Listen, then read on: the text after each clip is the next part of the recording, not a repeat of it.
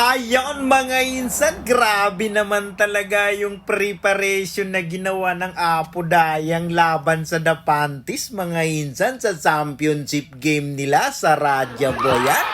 At sa tingin natin ay umobra naman ito mga insan dahil nakailang shot si Lumilis dito mga insan at ito ay nagawang ipasok. At napakasaya naman ni Idol Cup dito mga insan. At di rin naman papatalo yung Dapantis mga insan sa layoff na pinakita ni Dola dito na napakaangas. Grabe mga insan. At bigla naman bumawi dito si Idol Andis. Binigyan ng isang malupit na fadeaway. Grabe ka Idol Andis. At napakasaya ng mga tao sa Radyo Boyan mga insan.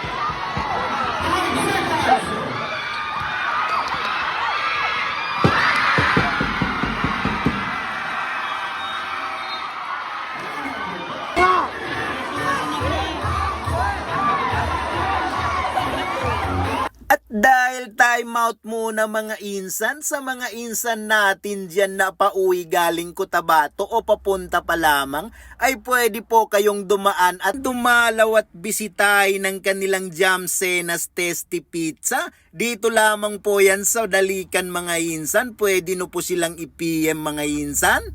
At pakipalo and like na rin yung kanilang page mga insan. Back to the game na tayo.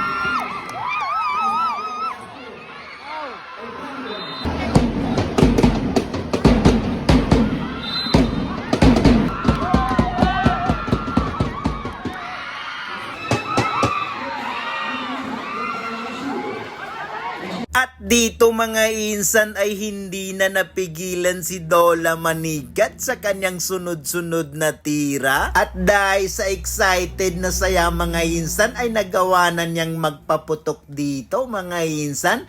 At ito ang huling shot niya na nagtamo ng 3 points. At ito na rin ang dahilan ng kanilang kalamangan kaya hindi na nakabawi ang Apo Dayang mga insan. Congrats sa inyo mga idol!